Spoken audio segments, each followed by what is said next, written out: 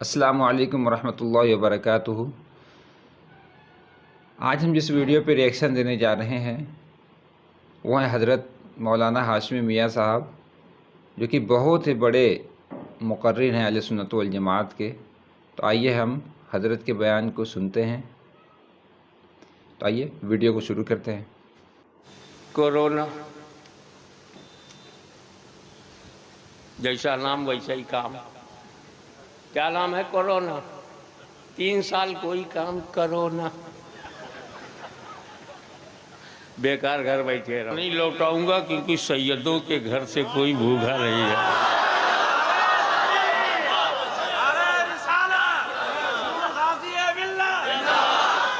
लेकिन जब ये बात तय है कि कल भी है और कल रात भर है, तो आज नाश्ता करा देता हूँ, खाना कल खिलाऊंगा। सुभान अल्लाह, सुभान अल्लाह, सुभान अल्लाह। यूँ समझ लो कि आज वजू से काम चला लो, कल गुस्ल होगा। माशा अल्लाह।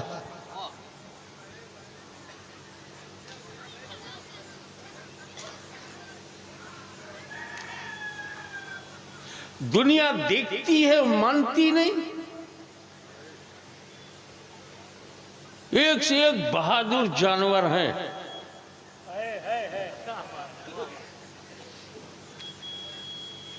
अगर मुल्क में नहीं होते तो अफ्रीका से मंगाए जाते।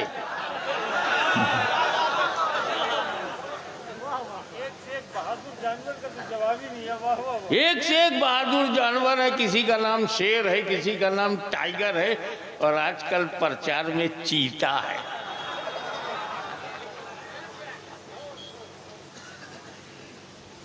शाकाहारी है, शाकाहारी है, लेकिन अफ्रीकी चीतों की सेवा के लिए भारतीय हिरणों को पेश किया गया।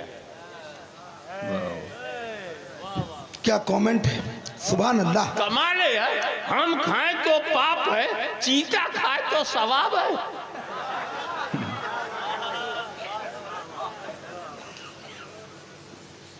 जानवर कामयाब नहीं होता।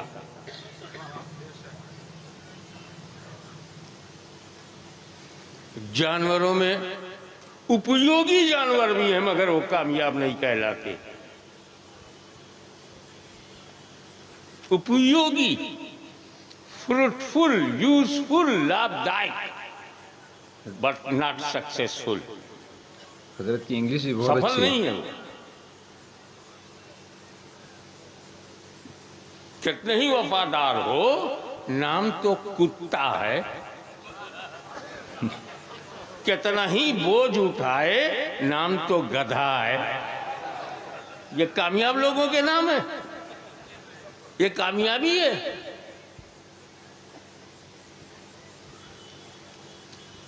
इंसान कितना चालाक है। सीधा साधा जानवर हो तो अम्मा बना लेता है। शेरनी को भी अम्मा कहो, पुत्र होना भूल जाओगे।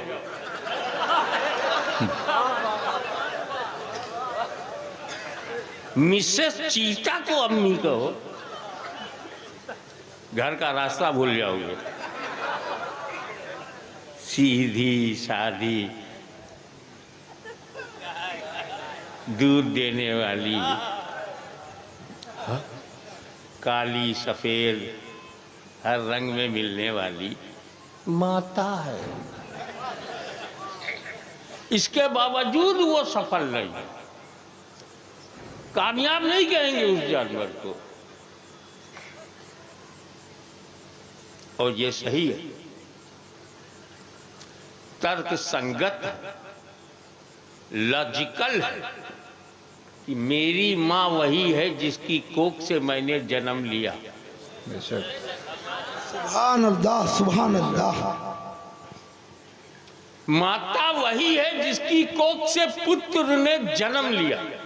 बेशक। तो अगर यही माता है तो क्या इसकी कोख से जन्म लिया? या तुम जो ज्यादा हो उसी के पीछे भागते हो। ओरिजिनल अम्मा के 2 टांग है, अब जिसके 4 है वो भी अम्मा। मियाँ माँ कहा है तो सच्चे पुत्र बनो। हम आपके कहने की आलोचना नहीं करते, आप पे करते हैं कि आप अच्छे पुत्र बनो, लायक बेटा बन। माँ कहा है तो लायक बेटा बन। जानते हो लायक बेटा कौन है? हम हैं। लायक बेटे तुम सब, पूरे भारत में 135 करोड़। लायक बेटा वो है, हम हैं। क्यों? हम माँ का दूध पीते हैं, माँ का दूध बेचते नहीं। सुभान अल्लाह, सुभान अल्लाह, सुभान अल्लाह। सुभान अल्लाह। हमारी माँ प्यार के लिए है, कारोबार के लिए नहीं। बेशक। माँ भी कहूँ और कारोबार भी करूँ, व्यापार करूँ। बंगाल वाले समझदार हैं, जो उसकी जगह है वहीं रखा है। सुभान अल्लाह। नारे तकबीर, नारे तकबीर। सरकार गाजी है मिल्लत, सरकार गाजी है मिल्लत। देखो देखो कौन आया, सुन्नियों का शेर आया। देखो देखो कौन आया। नारे तकबीर। तुमसे आंखें मिलाकर तुम्हारी छाती पर चढ़कर ये सच बोलने वाला हाशमी खुद सच नहीं बोल रहा है, उसका खून सच बोलवा रहा है। जब तक अली का खानदान रहेगा, भारत में मुसलमान रहेगा। बिल्कुल बिल्कुल इंशाअल्लाह।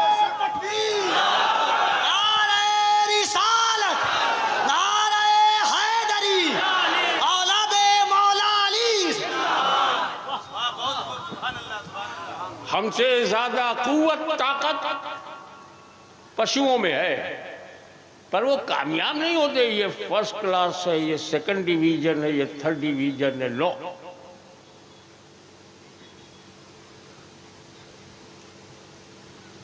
हमारे यहाँ गाजी है, शहीद है। मारा तो गाजी, मारा गया तो शहीद। क्या जानवरों में भी कोई गाजी है? मारते वो भी है, मरते वो भी हैं, मारते भी हैं, मारे जाते भी हैं, मगर कामयाब नहीं है। वही काम हम करें, अल्लाह की राह में मारे तो गाजी और काटे जाए तो शहीद। तरक्की हमारी है, जानवरों की नहीं। बेशक।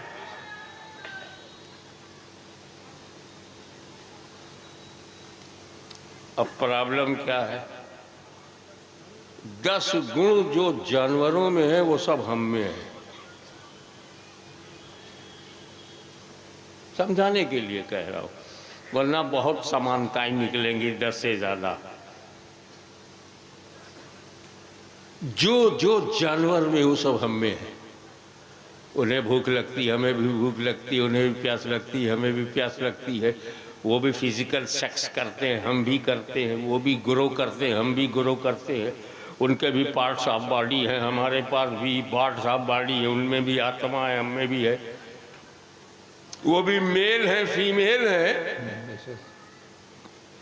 स्त्रीलिंग भी है, पुल्लिंग भी है, हम में भी है। तो अगर तुम पैदा होने के बाद सिर्फ खाते रहे, पीते रहे, जीते रहे, बच्चे पैदा करते रहे, बुढ़ापे में जाते रहे, तो पशुओं की तरह हो। और पशुओं से पीछे हो। हमारे घर में हमारी माँ बहनें एक बच्चा या 2 हो जाते ट्विंस, लेकिन कुतिया के कितने होते?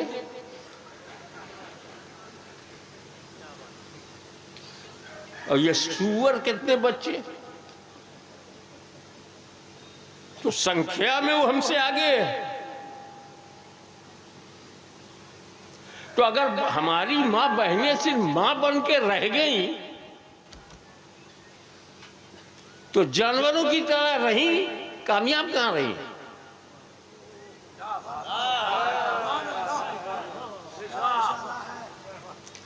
तुम तो वो हरकतें करते हो जो जानवर भी नहीं करते। जानवर शराब नहीं पीते, जानवर जुआ नहीं खेलते, जानवर सिनेमा नहीं देखते।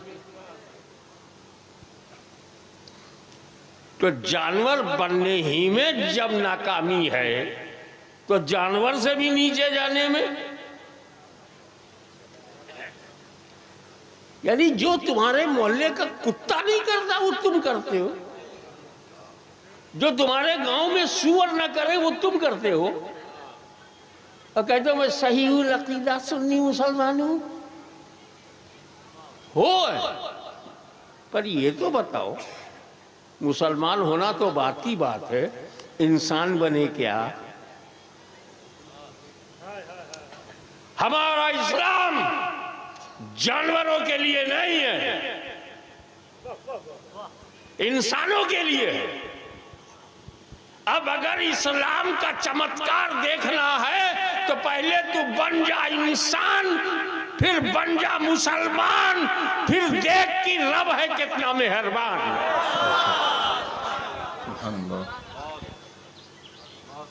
ये कैसे पता चलता है कौन कामयाब रहा? साल भर तक हाई स्कूल का विद्यार्थी पढ़ता रहा, 8 महीना 9 महीना गुजर गया, पता नहीं फर्स्ट क्लास है कि सेकंड क्लास है या फेल है। इम्तिहान बताता है कि कामयाब है कि नहीं। तो प्रति वर्ष परीक्षा ली जाती है अनेक विषयों में, भूगोल का विद्यार्थी है कि इतिहास का, फिजिक्स का है कि केमिस्ट्री का, जोलॉजी का है कि बॉटनी का, अर्थशास्त्र का विद्यार्थी है या तर्कशास्त्र का। परीक्षा होती है, पेपर आता है,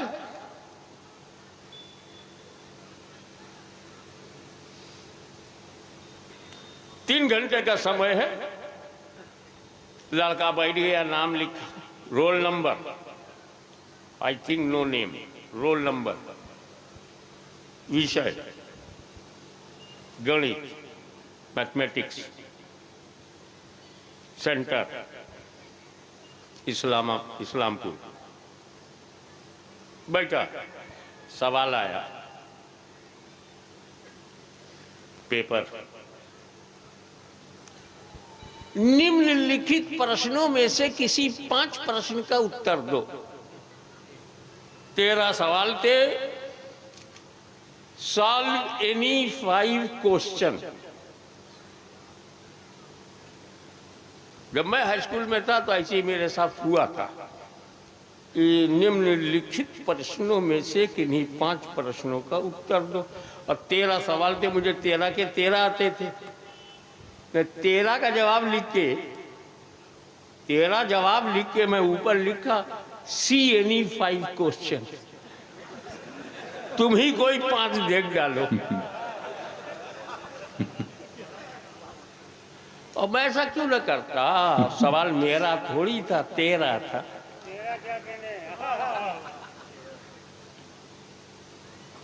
मैं पास हो गया। ये इम्तिहान बताता है कि साल कैसा गुजरा, विद्यार्थी की परीक्षा बताती है साल कैसा गुजरा। आपका भी इम्तिहान बताएगा दुनिया कैसी रही।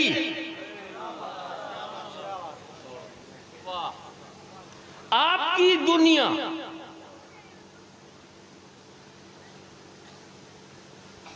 अब यहाँ तो हम बच्चे थे, जवान हुए, फिर बुढ़े हुए।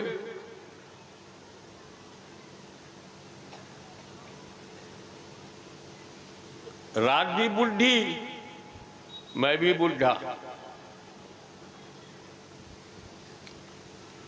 मगरिब बाद रात जन्म लेती है, ऐशा तक नौजवान होती है, 12 बजे तक जवान होती है, 1 बजे अधेड़ होती है, 1 बजे के बाद बुढ़ी हो जाती है, और 1 बज चुका है। जब रात जवान थी तो जवान लोगों को मौका दिया गया, और जवान लोगों ने मौका पे चौका मारा। अधेड़ हुई तो खतीबे आज़म हिंद को बुलाया गया, और जब बुढ़ी हो गई तो बुढ़े को बुलाया गया। मैं इतना बूढ़ा तो नहीं हूं कि इस बुढ़िया के साथ मेरा निभाह हो।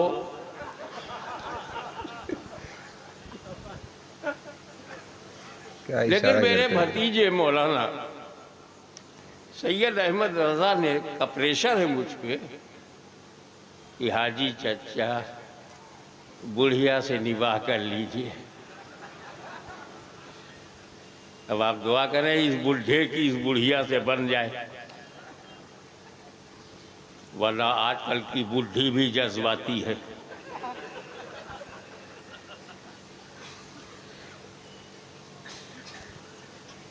अब मेरी दुनिया, बचपन गया जवानी गई, मेरी दुनिया कैसी है, अच्छी है बुरी है, ये अल्लाह कब पता चलेगा। कहा जब तू कब्र में जाएगा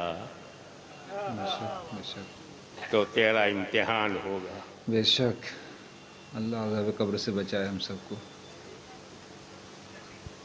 वो इम्तिहान में अगर तू कामयाब, दुनिया कामयाब। बेशक कारून खजानों का मालिक था, ईमान न बचा सका, फेल हो गया। नूह अलैहिस्सलाम जैसे अजीमुल शान रसूल का बेटा ईमान न संभाल सका, नाकाम रहा। हजरत अमीर माविया रज़ी अल्लाह ताला अन्हु जैसा अमीरुल मोमिनीन का बेटा हजारों मिसाल है, कामयाब बापों का नाकाम बेटा,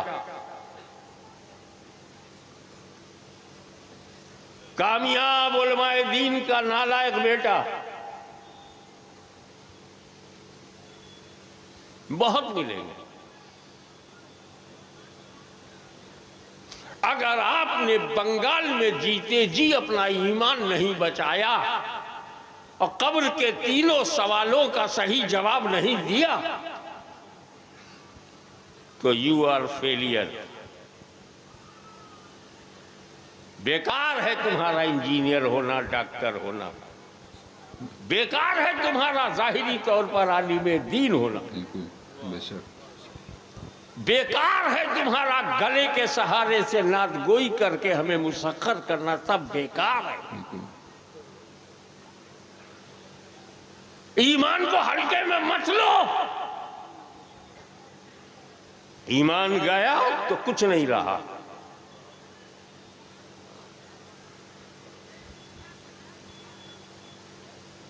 तो परीक्षालय कब्र है, आपकी कब्र एग्जामिनेशन हॉल है। उसमें 3 सवालात होंगे। पहला सवाल मन रब्बो का, तुम्हारा रब कौन है। दूसरा सवाल होगा मां दीनों का, तुम्हारा दीन क्या है। व्हाट्स योर रिलीजियन, तेरा दीन क्या है। और लास्ट बट नॉट लीस्ट, मां कुंता तकुलो फी हाज़र रजुल, मा कुंता तकूलो।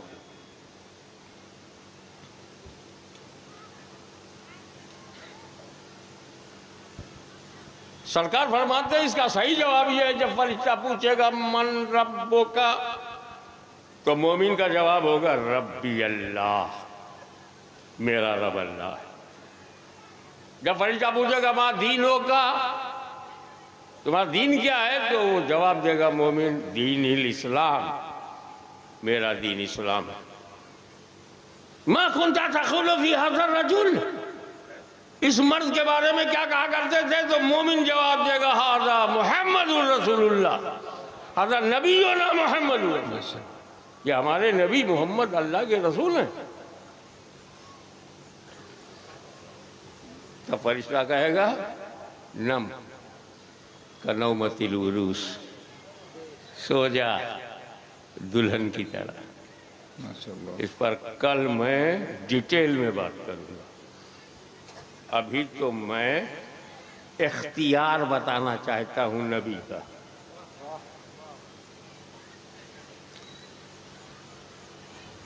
और या रसूल अल्लाह, जो मोमिन नहीं है उनका क्या जवाब होगा? उनका हर सवाल का एक ही जवाब होगा, मन रब्बो का। काफिर कहेगा हा ला अदरी, sorry sorry I don't know. अफसोस अफसोस मैं नहीं जानता। माँ दीनों का, अफसोस अफसोस मैं नहीं जानता। माँ कुंता तक़ूलु, अफसोस अफसोस मैं नहीं जानता। काफिर एक ही जवाब देगा तीनों सवाल का, सॉरी आई डोंट नो, अफसोस मैं नहीं जानता, ला अदरी मैं नहीं जानता, हाँ अफसोस, होए होए होए होए आई डोंट नो।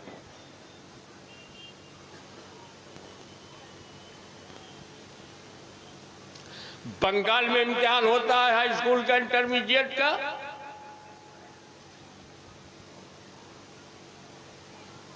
इम्तिहान होता है सर्विसेज का।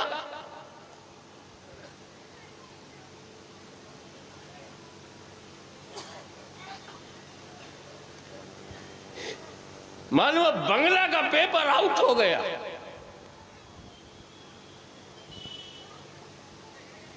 तो बंगाल की हुकूमत कहेगी बंगला पेपर कैंसिल, नया पेपर बनेगा। अनिवार्य subject, compulsory subject in Bengal. लाखों छपा बेकार हो गया क्योंकि पेपर आउट। अब फिर लाखों नया छपेगा, हजारों लाखों रुपया बर्बाद। अब ये सत्ताधारियों से कहा जाने तो, एक पेपर आउट हुआ तो क्या हुआ? कहा जनाब इम्तिहान लिया जाता है, लड़के ने साल भर पढ़ा कि नहीं, पूरे वर्ष वो विद्यार्थी धर्म निभाता रहा कि नहीं। अब सवाल जब आउट हो गया है तो सब सही सही जवाब देंगे, तो सभी 100 में 95 और 90 नंबर ले जाएंगे पेपर आउट हो जाने पर। ये नहीं पता चलेगा थर्ड क्लास स्टूडेंट कौन, सेकंड क्लास स्टूडेंट कौन। पेपर आउट हो गया है, सवाल लोगों को पता चल गया है। अब जब सवाल पता चल गया है तो फिर सवाल नया किया जाएगा। भारत में इम्तिहान लिया जाता है तो सवालों को छुपाकर, पूरे एशिया में एग्जामिनेशन होता है तो पर्चे को छुपाकर, क्वेश्चन को छुपाकर। किसी गवर्नमेंट को पावर नहीं कि सवाल बता दे। ये पावर न प्रधानमंत्री के पास है, न उनके किसी संतरी के पास है कि पेपर आउट करे, मगर ये मेरे नबी का इख्तियार है कि अभी तुम मरे नहीं हो, कब्र का पेपर आउट कर दिया। बेशक। जहां अमेरिका की हुकूमत कमजोर है, वहां भी मेरा नबी जोरदार है। जहां यूरोप की यूनियन नहीं कर सकती, मदीने वाले ने करके दिखाया, क़यामत तक के लिए बता दिया। कब्र का पेपर आउट कर दिया। पहला सवाल मन रब्बो का है, दूसरा मा दीनों का है, तीसरा मा कुंता तक़ूलु फ़ी हज़ल रजुल है, और जवाब भी बता दिया। रबी अल्लाह पहले का जवाब है, दीनिल इस्लाम दूसरे का जवाब है, आज़ा नबीना मोहम्मद रसूलुल्लाह तीसरे का जवाब है। सवाल भी बता दिया, जवाब भी बता दिया। अगर अब भी फेल हो जाओ तो कितने कंडम स्टूडेंट हो।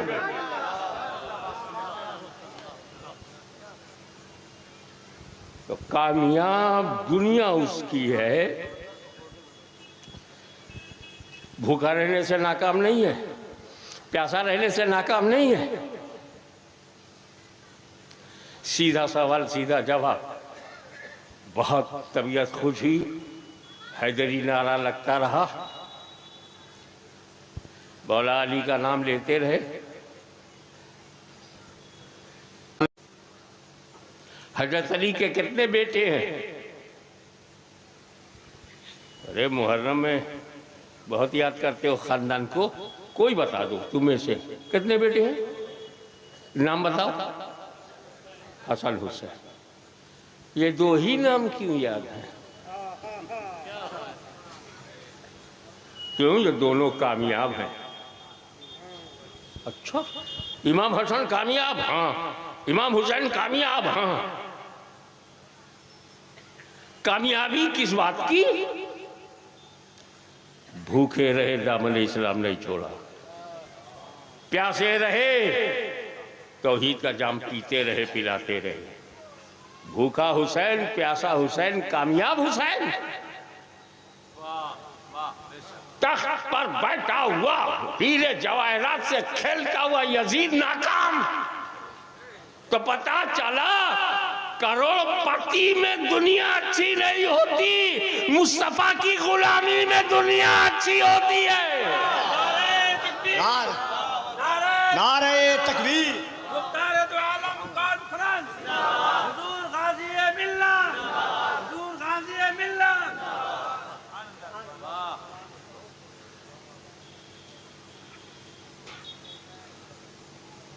आप दुनिया में अपनी मर्जी से आए हो?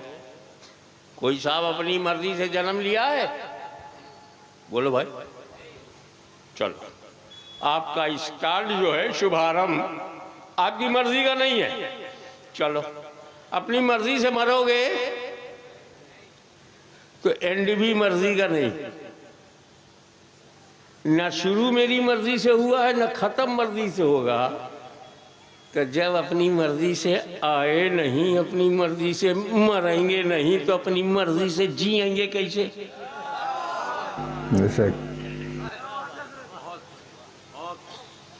आए हो अल्लाह की मर्जी से, मरोगे अल्लाह की मर्जी से, तो जियो अल्लाह की मर्जी से।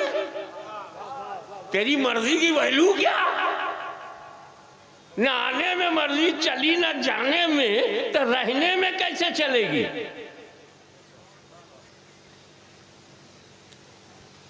इसको कहते हैं वास्तविकता, reality. If you turn your face from reality, you turn your face from reality, you can't change reality. तुम हक बात से मुंह फेर लो, पर हक को बदल नहीं सकते, सच को बदल नहीं सकते, हकीकत को बदल नहीं सकते। हकीकत यही है, रोज देखते हो अल्लाह के हुक्म से कोई पैदा हुआ, रोज देखते हो अल्लाह के हुक्म से कोई मरा, पर यह नहीं सोचते कि फिर अल्लाह के हुक्म से जियो। अल्लाह के हुक्म से जीने का क्या मतलब है? अल्लाह ने जो मना किया है मत करो। अल्लाह की मर्जी से आए हो, अल्लाह की मर्जी से मरोगे, अल्लाह की मर्जी से जियोगे नहीं।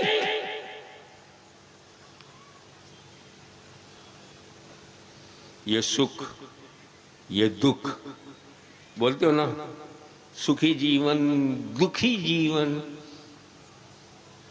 मैं दुनिया के 5 महाद्वीप में गया हूं। अमेरिका महाद्वीप, यूरोप महाद्वीप, अफ्रीका महाद्वीप, एशिया महाद्वीप, चलते चलाते ऑस्ट्रेलिया महाद्वीप भी हो लिया। ऑस्ट्रेलिया, न्यूजीलैंड, फिजी वगैरह पूरे 5 महाद्वीप में मुझे एक दुकान नहीं मिली जहां सुख या दुख बिकता हो। मॉल में भी मैं गया, कुछ हम लोगों को मोच बनाने के लिए जरूरत पड़ जाती है, अपनी पसंद का रेजर लेना है, वहां भी सब मिलता, दुख नहीं मिलता। आज मैं बंगाल वालों को इजाजत देता हूं, मैं कल दिन भर हूं, मुझे 10 किलो दुख चाहिए, लाओ। 5 किलो सुख, 10 किलो दुख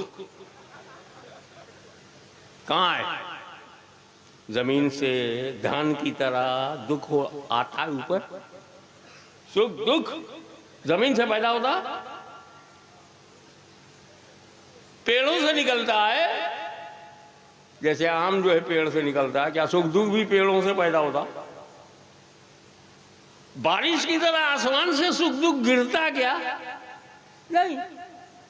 किसी फैक्ट्री में सुख दुख बनता है? नहीं। किसी मिल में सुख दुख बनाते? नहीं। अबे तो कहीं दिखता है? नहीं। तो फिर है कहां? न सुख है न दुख है। जिंदगी में जो चीज आए उसे स्वीकार कर लो, यही सुख है। इनकार करोगे तो दुख है।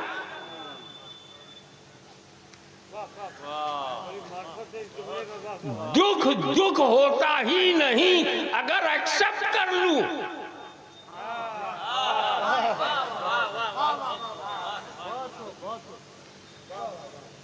इमाम हुसैन करबला में मजलूम थे, दुखी नहीं थे।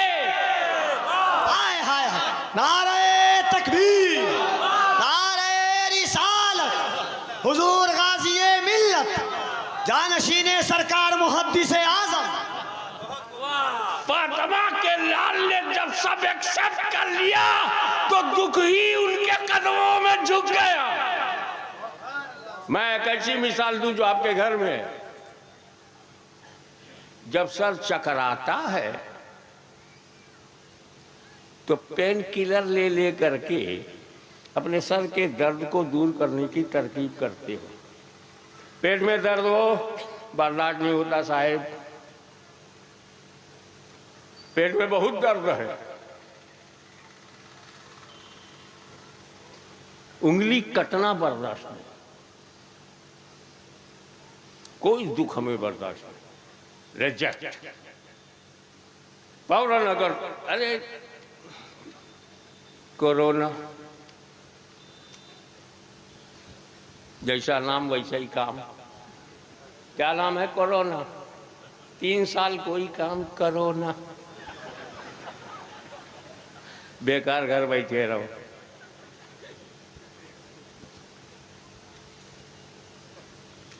मगर इस दुख भरी दुनिया में, इस दुख भरी दुनिया में सबसे बड़ा दुख, सबसे बड़ा दर्द, सबसे ज्यादा टीस, सबसे ज्यादा पेन मां बनने में। ये हमारे घरों में मौजूद है।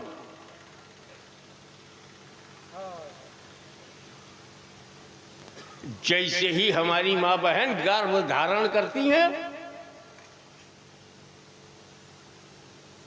प्रेग्नेंट होती हैं,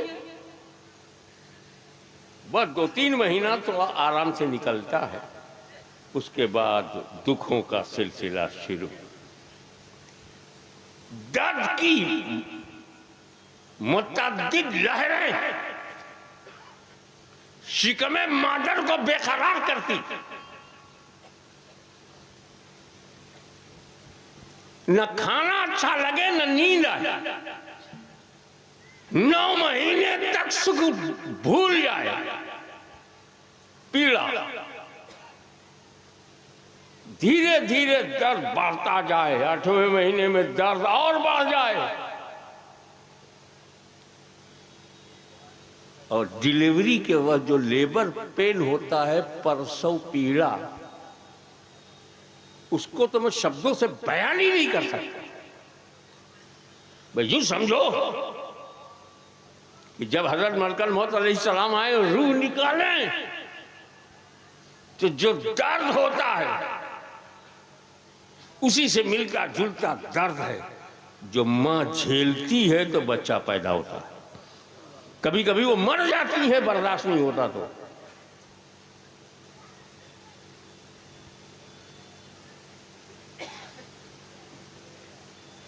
इसीलिए तो मां का दर्जा। नौजवानों, तेरी मां का दर्जा ये है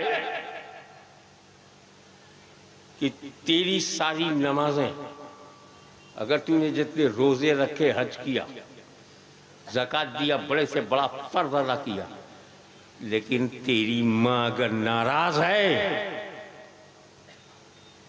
सब गया।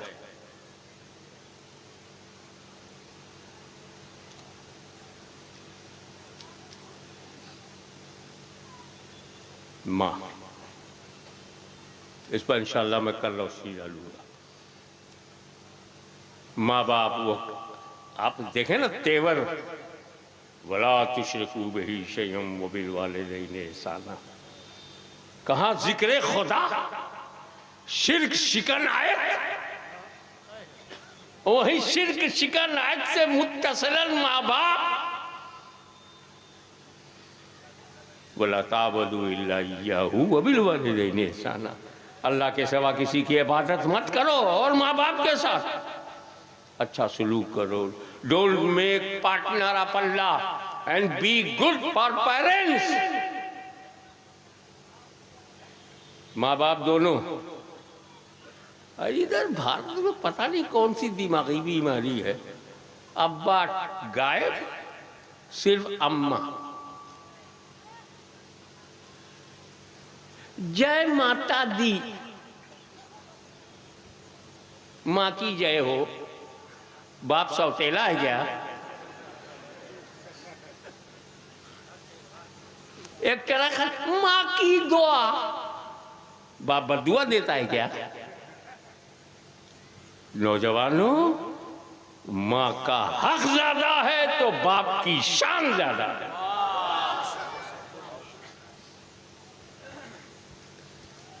घर ही में जन्नत है,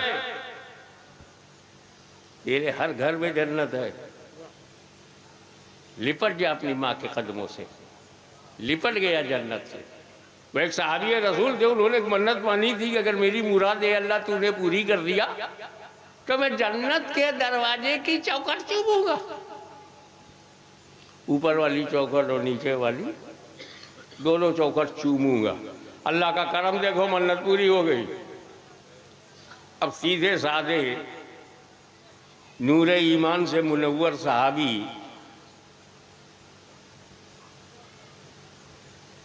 अब जन्नत कहाँ मिले?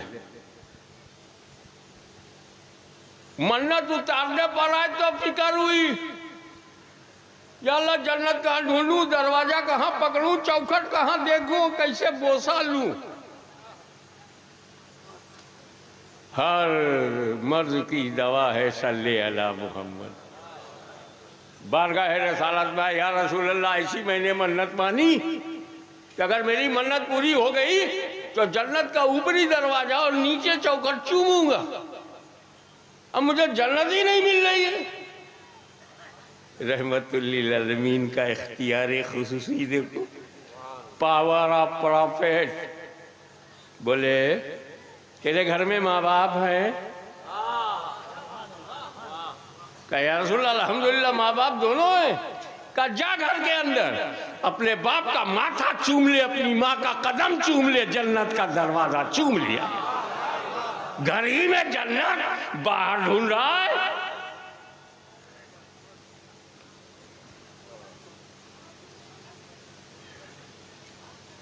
मैं बता रहा था कि लेबर पेन मौत तक ले जाती है कभी कभी, लेकिन जिस औरत को शादी के बाद 12 साल तक लेबर पेन न हो,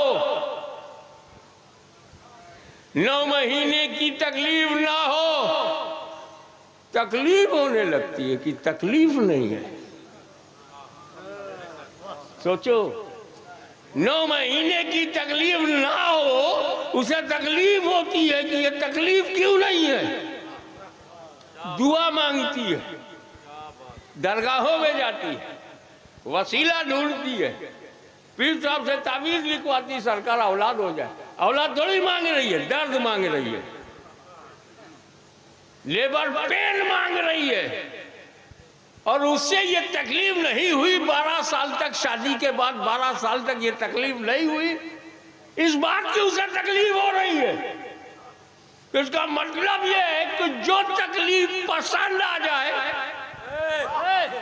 वो तकलीफ नहीं, जो दुख मकबूल हो वो दुख नहीं। तो एक्सेप्टेंस का नाम सुख है, रिजेक्शन का नाम दुख है।